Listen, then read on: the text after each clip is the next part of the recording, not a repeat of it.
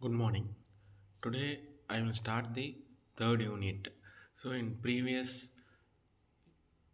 unit you've seen about aggregates.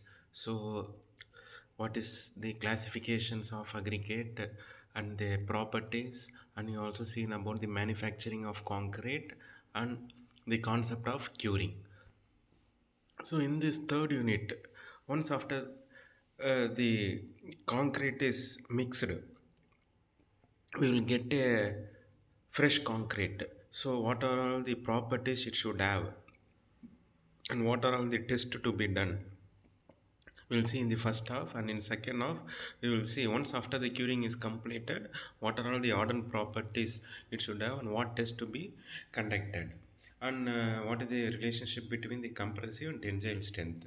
So the definition for workability. So whenever a fresh concrete is considered, it should be workable. It should have the moldable shape. And as per the IS 6461 1973, the workability is defined as the freshly concrete property which has the easiness and homogeneity. So easiness means the consistency. So easily it should be mixable. So if we add less water, then what will happen? We should mix with some extra force. So that will also create the honeycombing, which is a major problem where nowadays all the contractors are facing. So if you add more water, then automatically strength will be reduced. So that two extreme cases are there. Okay, adding less water and more water. So the water what you add should be in such a way that the concrete should be is have the easiness to mix, as well as it should be homogeneous also. So when it is not only in mixing state, but also while placing, while compacting, and also while finishing it also. So as I told, the two important words, one is easiness and homogeneity. Easiness is nothing but the consistency, which will deals with the degree of fluidity. So here you can see the second picture. So you can see the concrete is running like a liquid. Okay, it is almost equivalent to water. So here the workability is very good. Okay, and next one is regarding the homogeneity. So you consider this box, okay, where the aggregates okay mixed with the mortar and it has been placed.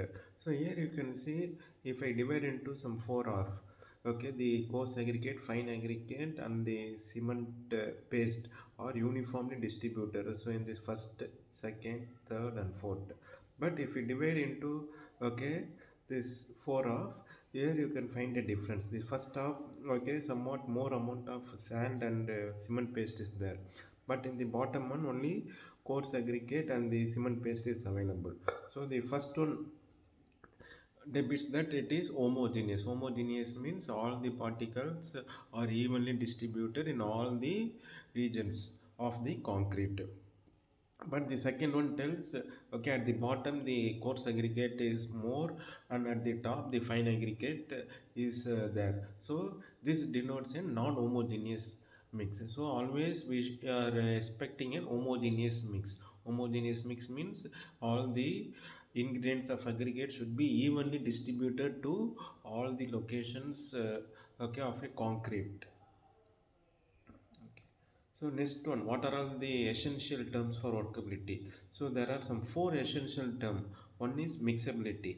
So second one is stability. That means it should not segregate. Segregation means separation of concrete ingredients. So when you are doing the compaction and when you are placing it, sometimes the coarse aggregate will be separated. Sometimes water will be separated. Sometimes cement paste will be separated. So like that, the separation should not be happening. And third one is flowability. Okay, so the concrete whatever you are making should have that flowability property, so thereby wherever the gaps in between the reinforcement also it should fill. And the fourth one is compatibility. So compaction should be in such a way, it should be in denser form, there should not be air gap or air bubbles in that.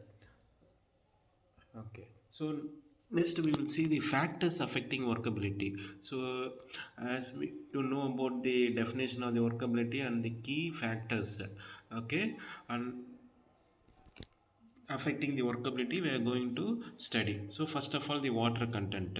So there are two extreme cases are there. One is that if I add more water, if I add less water.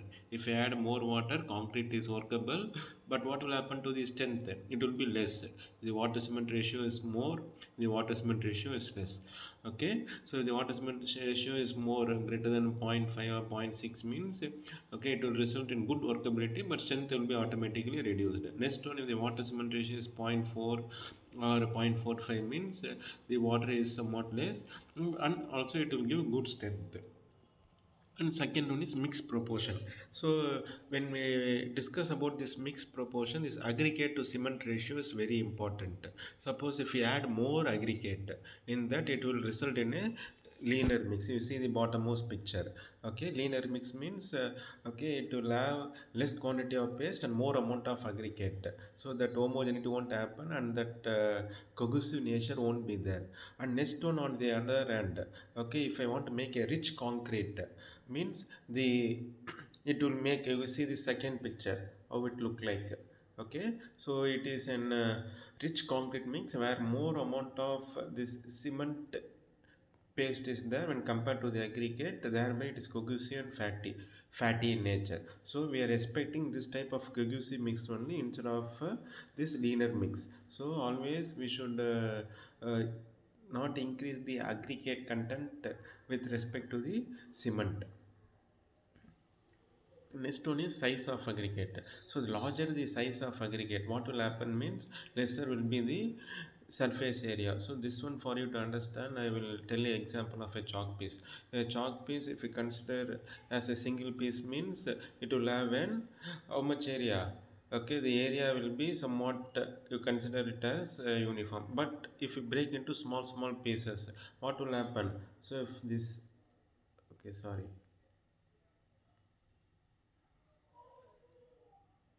Okay, so I will just draw it. So I consider a chalk piece. Okay, so the surface area will be its outer boundaries. Suppose if you break into two of, what will happen?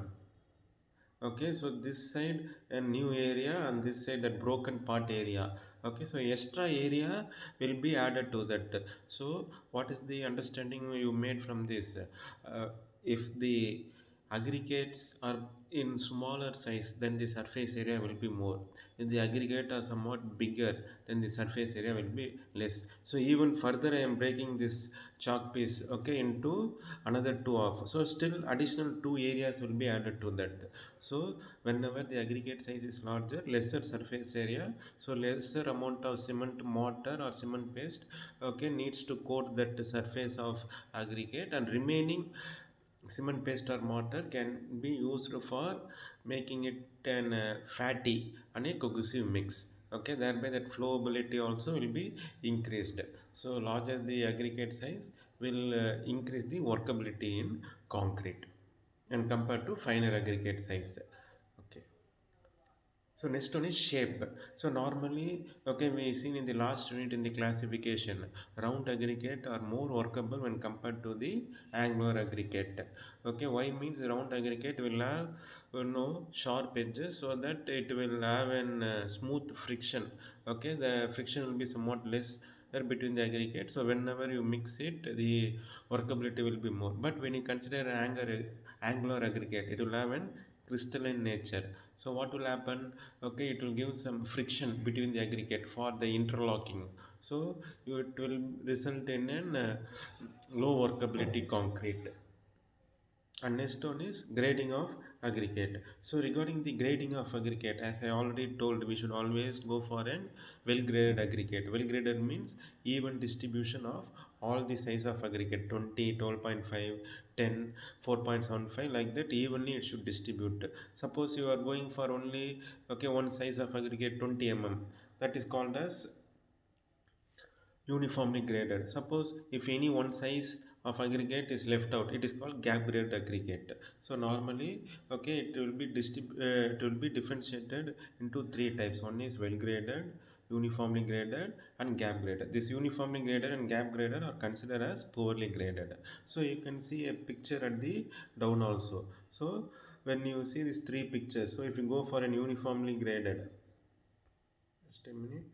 So if you go for an uniformly graded means single size aggregate, you can see lot of gaps are there. So you require more amount of cement to fill the gap, and then only the remaining that cement mortar will result in the workability and fatty mix. Second, you consider I am adding okay some 20 aggregate only there you consider in this part. So to the 20 I'm adding 12.5. So thereby the voids in between the aggregates is somewhat reduced. So when compared to the previous one, the amount of cement mortar used to coat and to fill the gap will be lesser. Okay, so that it will be somewhat better workability when compared to this first one. Third one, you see they are following an graded aggregate. Graded aggregate means all the size of aggregates will be there. So the gaps in between the aggregate is almost reduced when compared to the first case. So thereby what will happen? You require only lesser cement paste. So or mortar to fill that gaps, and remaining will give you an fatty and cohesive means, and also fatty and cohesive means it will be workable also. So this type of well graded only we should always prefer.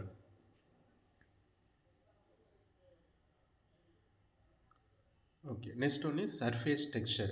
Okay, this one also we already discussed. If the surface is smooth, if the surface is rough, the surface is smooth, what will happen? Friction won't be there. Thereby, it will improve the workability. Suppose if you go for a rough texture, okay, like an angular aggregate. So this one you can see clearly. This one is a rough texture, angular aggregate. This one is smooth texture. Okay, this round aggregates. Rough texture means it will have some friction in between them, so that the workability will be less. If you use a round aggregate, it will have smooth texture, so the workability will be more in it. Okay, so, so with this, we close. In next class, we will see the remaining topics.